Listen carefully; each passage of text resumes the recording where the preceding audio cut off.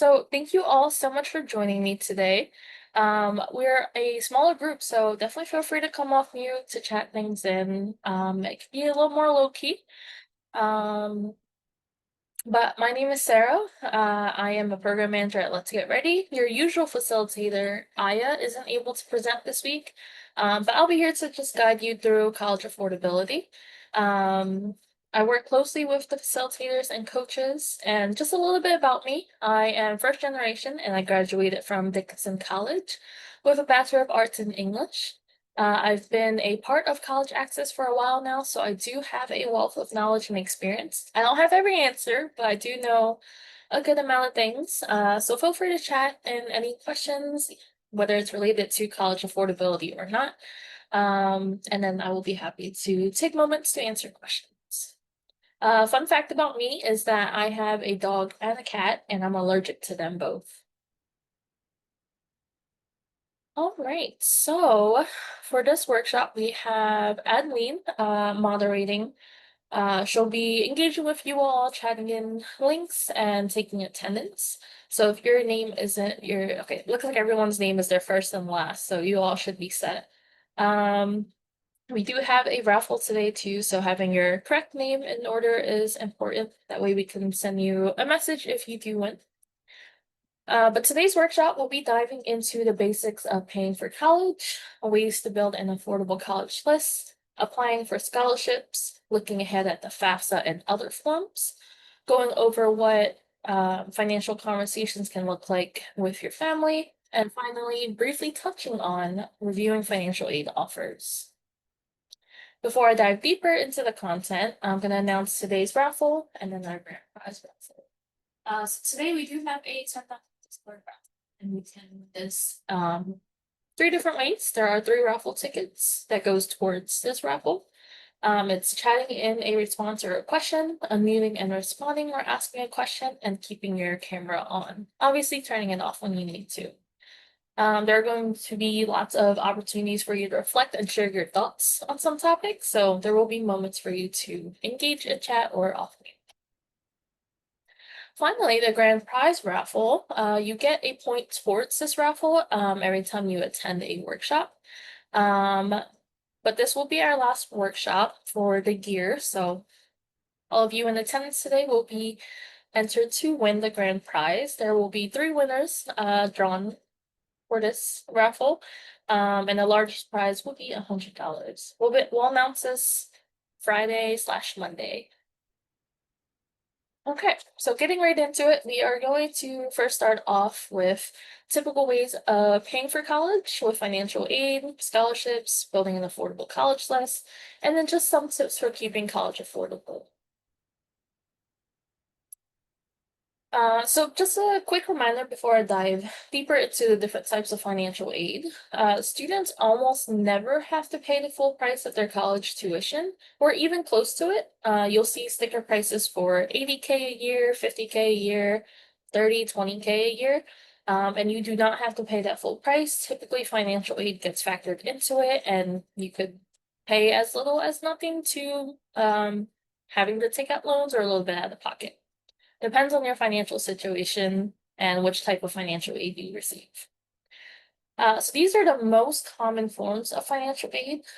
So scholarships and grants are free money that you don't have to pay back. Scholarships can be offered through colleges, like the merit scholarships, which is academic based, or presidential scholarships, which most colleges typically offers. There can also be ones from organizations or programs you'll have to find and apply to those. We'll talk a little bit more about those later, though. Grants are free money from federal and state governments or colleges themselves, especially colleges that meet 100% demonstrated need. They'll give you that money in some form of grants. Work study is a somewhat guaranteed job, but students have to work the hours to receive that money, and the money that you earn goes straight to you and not straight to your tuition. Students can typically use this towards personal expenses, materials, books, foods, or their loans. I did work study when I was in college, and I used it towards food, and also materials. So I didn't pay my loans, but I know my friend who did, and it definitely helped her out a lot. And then lastly, loans. We all know about loans, but just in college context, they are typically government loans that you would borrow through the government. You would apply for it through the FAFSA. And these are generally low interest, so you pay less money back in the long term. But there are also private loans if your federal loans do not cover all of your tuition expenses, and those tend to have higher interest rates, so you do end up paying more long term. Any questions about these different types of financial aid? If anything comes up later, feel free to drop it in the chat too. All right, so just a quick pulse check. I want to ask you all which of the following best describes your goals related to paying for college? Is it getting as much scholarships as possible, getting a full ride scholarship, um, taking out no or minimal student loans, or working towards a high paying or in demand career so that debt can easily be repaid? So take a second to select which one best fits you. Yeah, go ahead, Gabrielle. I just had a question about scholarships. I heard that there's like different types of scholarships where I'm not sure exactly what the difference is. There's like some that uh go like directly to your school and then like some that go to you. Is there like a difference with those just like how they go to your school or anything like that? Or like an Yeah, expiration or something like that? yeah, no, that's a great question. It really depends on who's providing the scholarship. So, for example, let's say I don't know much about the Coca-Cola scholarship, but I am going to use its name as an example.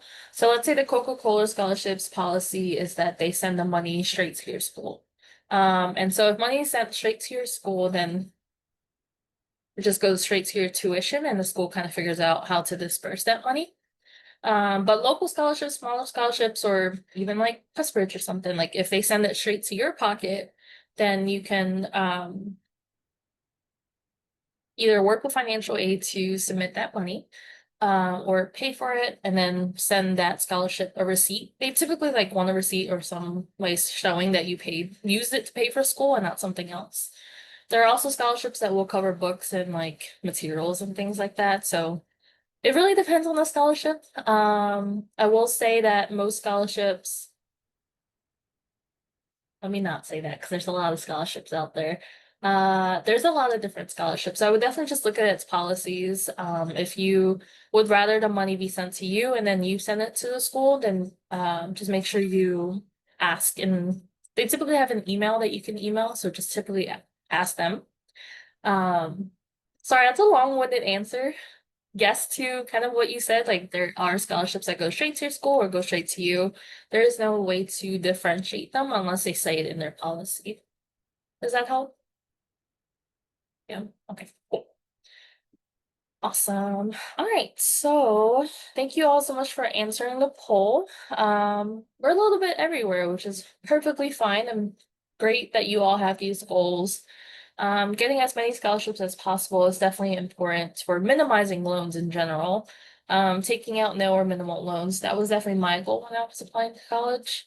And definitely working towards a high paying or in demand career, not only to minimize loans and debt in the future, but also just for life and sustainability. So that's valid. And then getting a full ride scholarship. They are harder. You do need to have a stronger academic profile, but it is possible. Awesome. I did want to share my goal for college a little bit. I know I did attend college a while back, but my goal when I applied was to make sure that my parents didn't have to pay anything out of pocket. Because I'm first generation, my parents are immigrants, and we were low income, so I definitely didn't want to put any more stress on their plates. So I prioritized college affordability extremely hard. I applied to a bunch of scholarships. I did all the programs I could do to make sure it wouldn't cost anything for them. Um, and I ended up going to college my first year for free and then eventually taking out loans, but it wasn't too bad. But in general, it is good to have a goal and work towards it. Any of these goals are great to have because they're all good financial plans. I definitely recommend having at least one of these in mind as you are preparing to apply and as you're building your college list. If you remember in our future career major workshop that we had a couple of months ago, we talked about return on investment, and minimizing cost and loans is a great way to get a return on investment. So definitely consider these.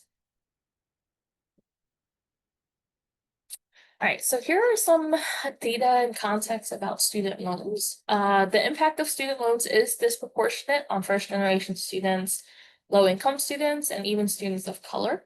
Um, but do not let this scare you from having to take out loans. It just means that self-education and financial planning is a lot more important. Attending this workshop is a great step towards that self-education, so you're already doing great by being here. But as you continue to learn more, your coach and Les Garrity will be here for questions and guiding you and helping you through this whole process. If you are intimidated by student debt, that makes total sense. Who isn't? There are actually a lot of young people who are joining in efforts to cancel student debt, and you can check that out in the link that Edlene will drop. But graduating without any debt is not possible for a lot of students, and that's completely okay. Making conscious financial decisions is the goal here. You don't want to be in 100K debt at the end of your, 4 years of college. You want to minimize that as much as possible. But the data here really is to just say that although we want to graduate college with no loans, honestly, it is normal to take them out, but this shouldn't discourage you from minimizing it as much as possible. So rather than taking out 100K, taking out 20K for 4 years is amazing. And so here are 3 ways to keep college affordable. Uh, One is to create an affordable college list by applying to schools that already does not cost as much or are known to give a lot of financial aid, can help you out loads. Applying for lots of scholarships. I like to say there is no limit. Even continue applying while you're in college. And then 3, choosing the best financial aid offer. If your dream school is not giving you enough money, consider the other schools that are. At the end of the day, you will get a degree, and that's really what holds biggest value and not necessarily where you go. So definitely keep that in mind. But we will talk about each of these a little bit more as we go forward. So building an affordable college list, you all have been receiving text in some way about what this can look like, but we'll dive a bit deeper into it now. You might have seen this from previous workshops, but this is a really important slide to especially go back to when you get the slide deck later. I will explain each of these a little bit, but this is a great way to make a affordable college list by looking at lower sticker prices. Like I mentioned, there are a lot of schools that are 80K, 90K. If you look at schools like community colleges or public in-state schools, they're typically on the lower end, like 50K or even less. Um, Public in-state is the key word here. Out-of-state tuition typically costs a lot more, especially for public schools. So staying within state can help give you, or not only help you lower tuition costs, but also give you additional financial aid like in-state grants and stuff like that. Low tuition schools, there are schools that have lower sticker prices, so checking those out because financial aid will make that cost a little less. Tuition-free schools, those are rare, but they do exist, so check out this list if um this list linked here if you are interested in this. Good financial aid. I did mention 100% of demonstrated need a little bit earlier, but I will define it for you now. It is when after your FAFSA and after your FAFSA is considered, the school will take into account how much you and your family can afford, and then they'll cover the remaining amount. While some colleges are committed to covering that full amount, often through grants, scholarships, work study, and sometimes loans, many provide a percentage of the calculated need. So those typically leave a gap. So if they're not 100% demonstrated need, then they do have some sort of percentage and there will be a gap. So looking at the 100% of demonstrated need schools is definitely great. And then also financial aid does function a bit differently for undocumented students. And so schools with lower sticker prices and schools that meet 100% of demonstrated need for undocumented students is a good starting point. Scholarships will also be very important for you. Adeline will share a link in a second to give you more info on applying to college as an undocumented student. This guide is a great start. Oh, sorry. Um, and then lastly, great merit scholarships. Some of you all mentioned that you wanted to apply to schools with full ride scholarships. Um, these scholarships do require you to have an impressive academic profile, so high GPA and high test scores. So definitely considering those and looking into the requirements to get them. So reflection question. Um, on the strategies that I just shared on the previous slide, which of these are you already adding to your college list, or which ones are you looking to add to your college list? I will circle back on the slides in a second, but let me add the questions to the chat. You can feel free to come off mute or chat in your answer. For me, I definitely looked at 100% of demonstrated need because I know my parents can't afford college and we were definitely low income. So that was something that I knew would be super helpful in my college process. More schools with merit scholarships. Yeah, definitely. If you have great grades and good test scores, definitely look into those schools. Anyone else? Oh, I don't know if I explained this, but large endowments are mostly private schools. They get funding from other things than the government. So private funding through partnerships or people who just want to donate money or alumni. Um, schools tuition calculators, yeah, net price calculators. That's definitely a great way. Full ride scholarships and a good financial aid schools. Yeah, awesome. Okay, cool. Definitely keep working on that. Keep adding those schools to your list. Yeah, leaning towards 100% demonstrated. And awesome. Okay, cool. We're all kind of on the same page. Definitely keep adding those schools to your list. It'll definitely make life a lot easier in the long run because you'll be less in debt and not have to worry too much about the financial aspect of attending college. Thank you all for answering. I'm gonna get a bit deeper into applying for scholarships now. So this is a suggested timeline. We suggest that you start now. Identifying some scholarships that you're interested in applying to. We say now because in the fall you will have a lot of things to do. On top of being a senior in high school, you will have to work on college applications, financial aid applications, and a lot of large scholarship deadlines are in the fall. So you do want to get ahead and on top of that. So checking out what scholarships you want to apply to, like Westbridge, Dell Scholarship, the Coca-Cola one. Those are the big ones I can think of right now. We'll show you more later. But those do have deadlines in the fall. So preparing for those, writing your essays or whatever you need to can be super helpful. By August, you want to prioritize prep based on the scholarship's deadlines and requirements. And then by September to April, you'll submit a lot of your scholarship applications. I do want to say that in the spring of your senior year, a lot of local scholarships open up. And those are so important to apply to and apply to as many as you can. Even though the amount is small, $100,000, 2,000, they will add up the more you apply to and the more you earn. And so speak with your counselors or search up local scholarships and apply for those. For example, I would do scholarships in Philadelphia, Pennsylvania, or scholarships for left-handed students. Those are the more niche ones that not a lot of people are applying to. And then there's also no set amount of scholarships that you should apply to, so don't stop even while you're in college. Scholarships can be overwhelming because there are so many. So you can use this spreadsheet that we have to keep track of them. College Essay Guy also has one. If you Google it, you'll find a bunch of other formats too if you don't like ours. There's a bunch out there.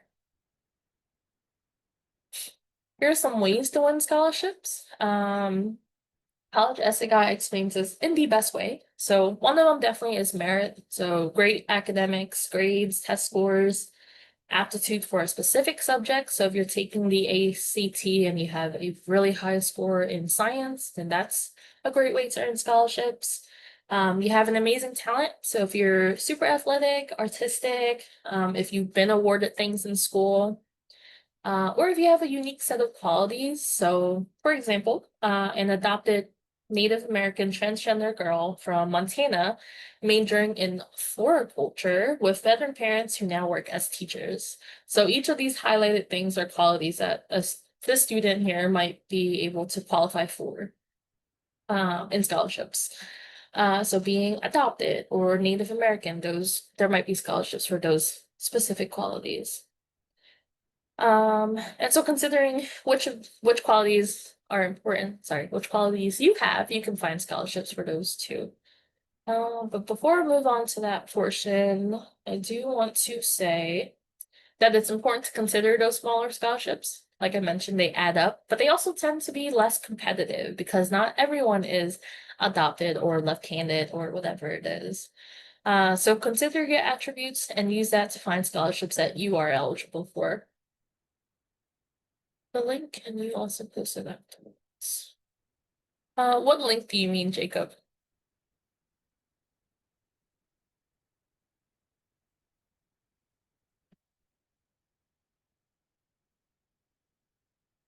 Yes. Yes, I can. You'll also have access to this slide, and there will be links in here that you can click on. It's hyperlinked. But I will say, if you're able to save this one, if not, I'll email you the link.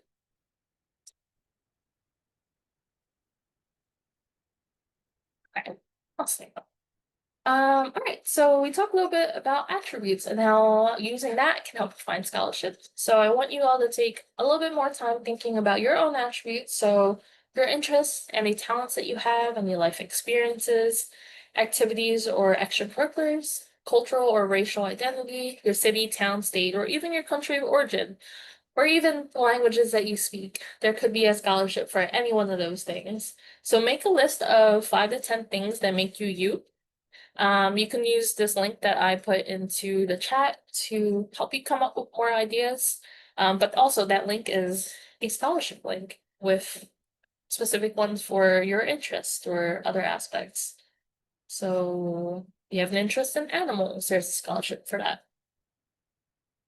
Dog lover scholarship. That one's cute. So check this out if you need more ideas. And I will give you 4 minutes. Okay.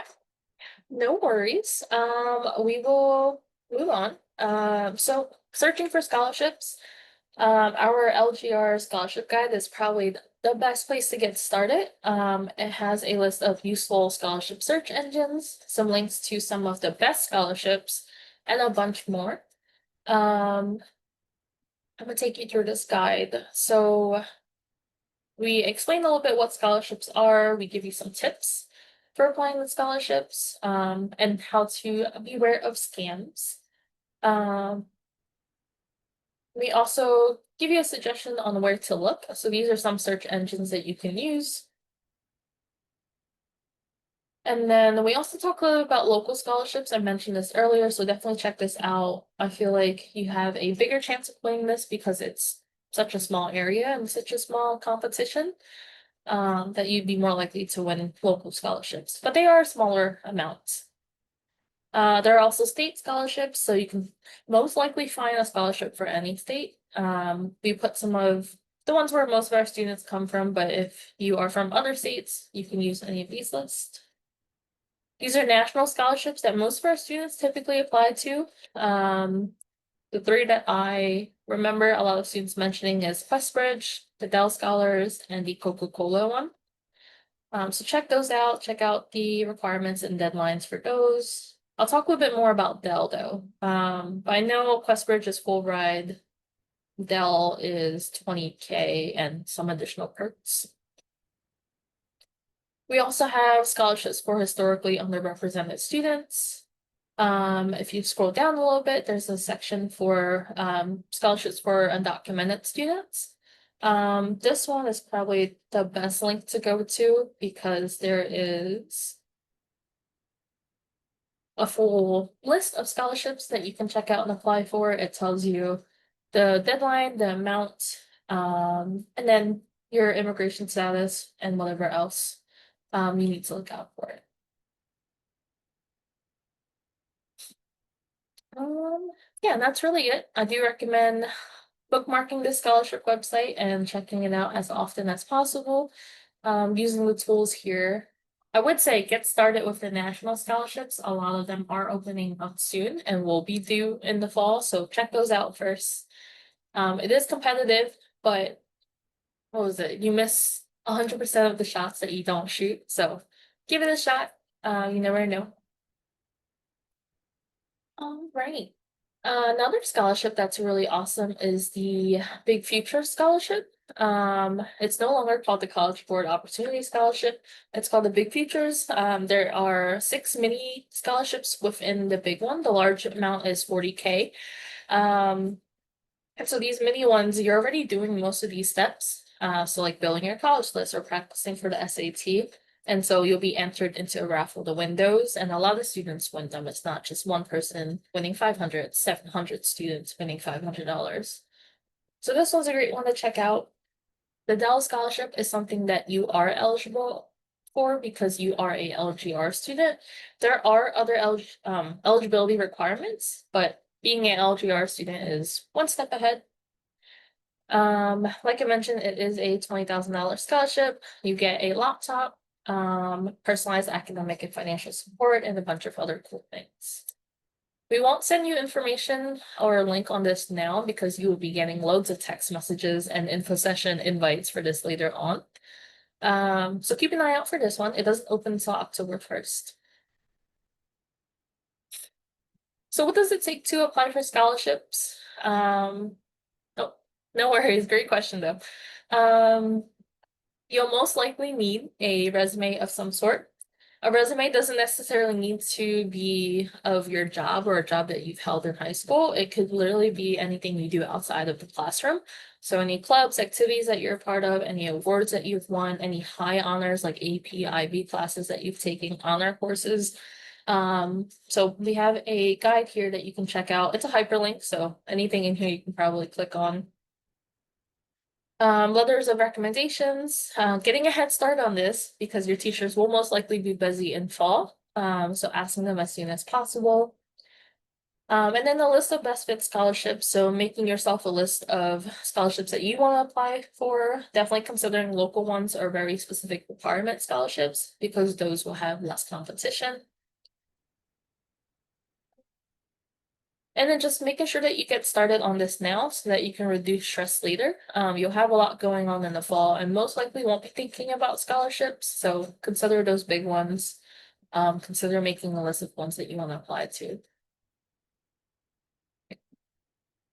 All right, speaking of scholarships and getting started, I do want to ask you all to set a goal around scholarships. So we did talk a lot about different aspects of the scholarships. So the timeline for applying, searching for scholarships, prioritizing which ones to apply to, and preparing your materials. This can be the essay, resume, recommendation letters. It might even ask you for your class history, so what you've taken since ninth grade to now. The Dell and Opportunity Scholarships, and then LGR Scholarship Guide. So we shared a lot of information about this.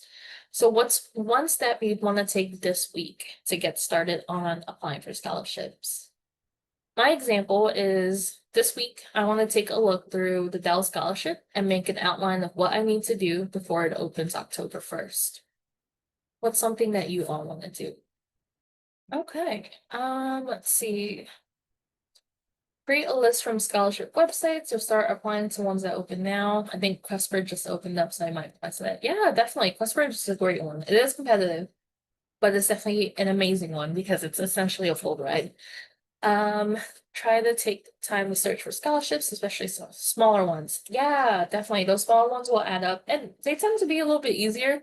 Some of them might not require an essay. You just need to submit information, and then that's it. Great goals. Anyone else?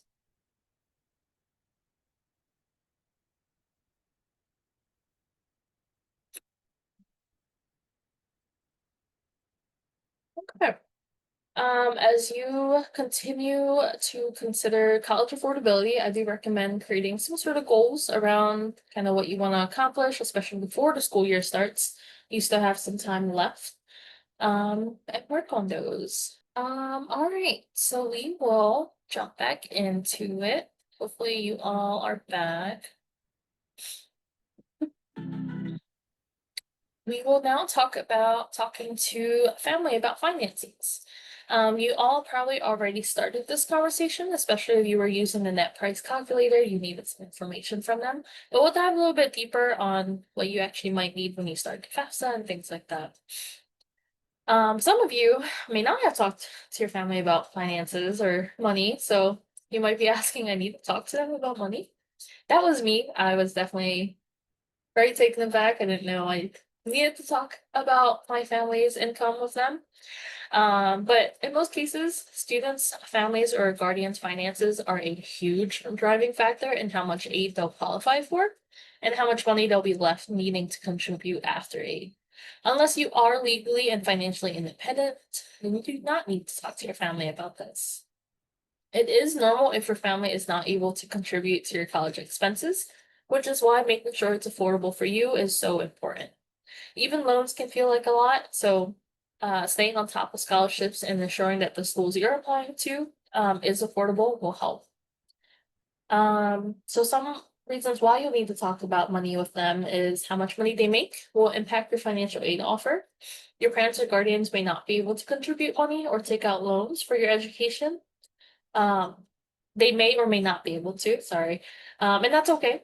Once you have this information, you can use it for the net price calculators, which can help you estimate aid and the remaining tuition at each school before you apply. You also need a lot of information for the FAFSA or CSS profile, and we'll talk a little bit more about that later. But despite all of this, you can attend college no matter what, but understanding your family's finances will allow you to create a school list that's affordable for you. So knowing how much they can afford can help you decide which schools are best. Some families may be reserved when talking about their finances, especially sharing it with the government. So a great solution for this would be doing your research and knowing what's shared and what's not.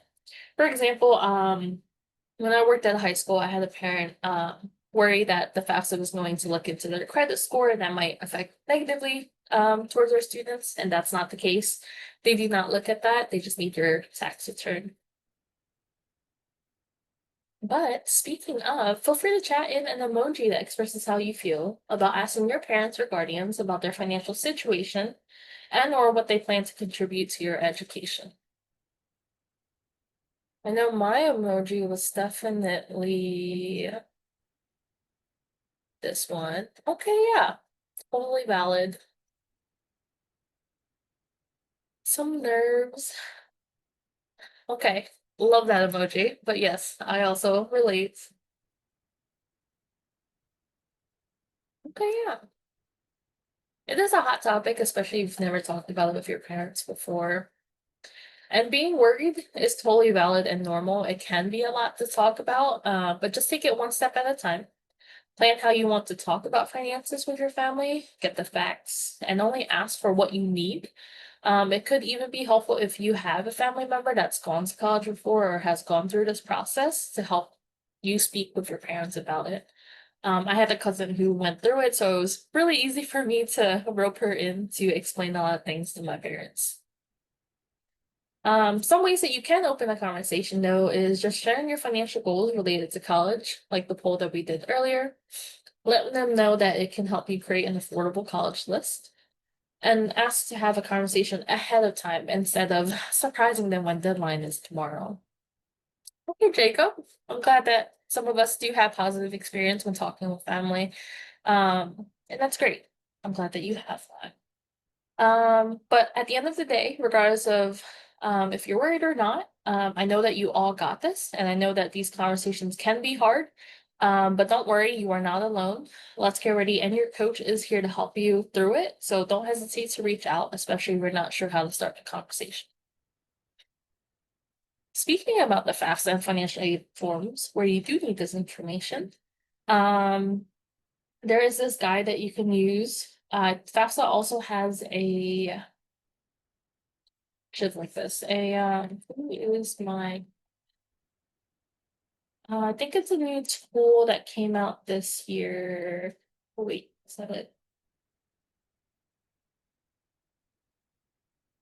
Okay, yeah. So there's this new tool that you can use to determine which parent information you need. You would just enter in their first and last, oh, their first name, and then answer a bunch of questions, and they'll let you know, like, oh, you just need this parent or you need both parents.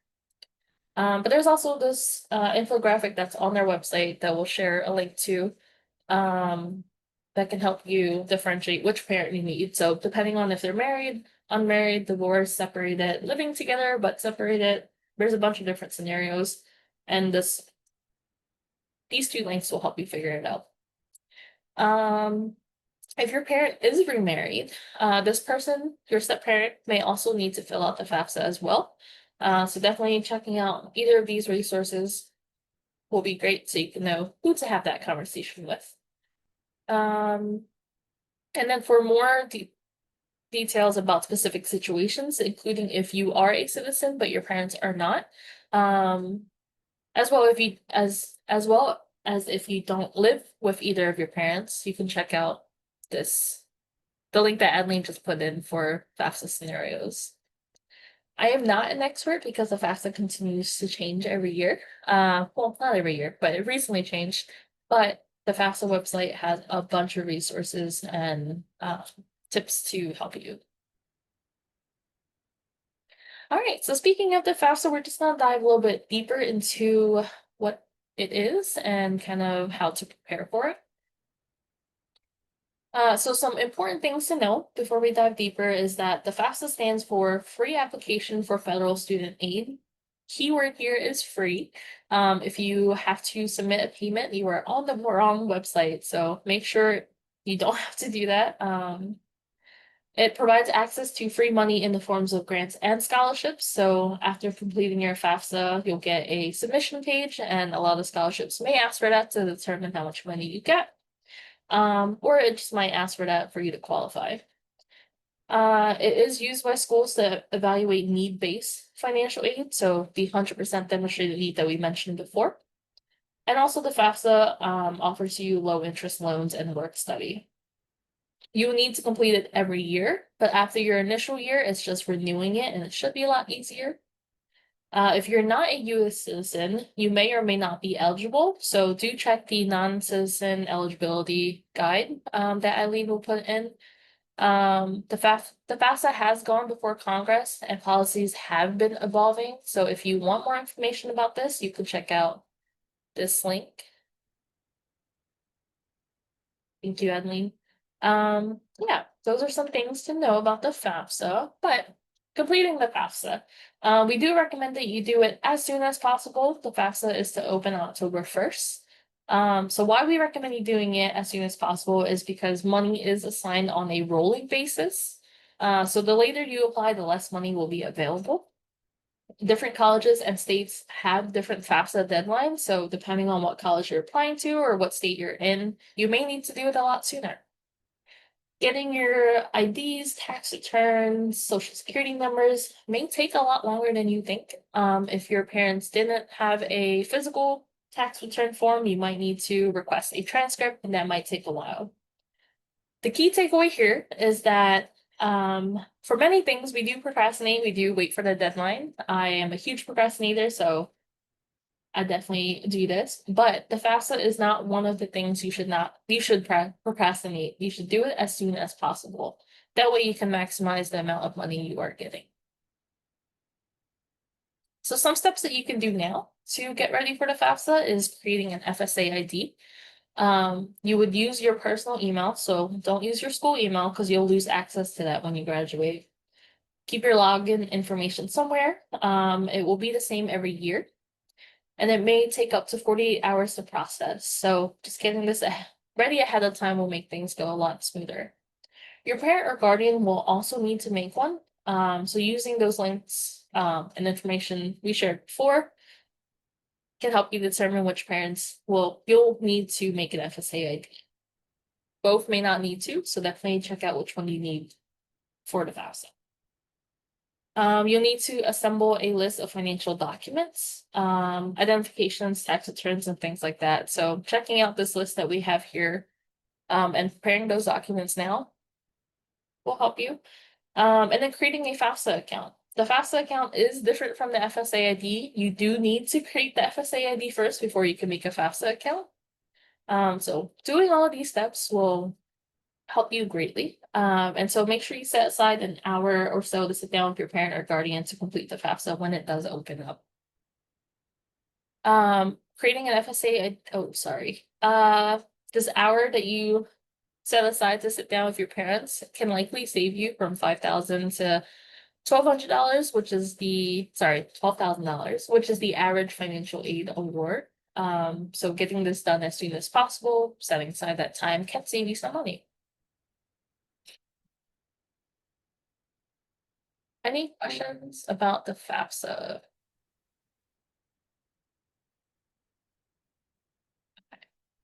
When it gets complicated, make sure you ask for help. Every student's family and financial situation is different, so filing the FAFSA, filling out the financial aid forms and things like that can get complicated, and it's okay. We are here to help you. There are also other people here to help you. So if you have to take the lead on filling out these forms, know that lots of students do, and you are 100% capable of finishing. I had to complete all of these financial aid forms myself because my parents do not speak or write or read English as well. So I had to do all of this on my own. And I completed it, and I know you all are able to too if you are also in that situation. But don't be afraid to ask for help, especially from someone who's filled out the FAFSA before or is knowledgeable around this. So your coaches, your guidance counselor, family members who've gone through it, or even friends who are filling it out. There are loads of people to help you, and in previous years there were a load of workshops with people to help you fill it out, so you are not alone. A heads up, that you can do now is to see what questions are included in the FAFSA. There are previews of it online. They do have a English and Spanish version. You can check out College Guy's guide to avoid the most common rookie FAFSA mistakes. And then make sure to keep checking your emails, especially after you submitted the FAFSA. You may get checked for verification, and you would need to submit that as soon as possible. So continue checking your emails, especially for verification or any other updates. And then FAFSA is not the only financial aid form that you might need to fill out. Some colleges may ask you to complete the CSIS profile to access scholarships and financial aid. And the CSIS profile is a little bit more complicated than the FAFSA. It asks for a lot more information, so that will take a lot of time, and I recommend doing it as soon as possible as well. Any questions around any of these documents or the FAFSA?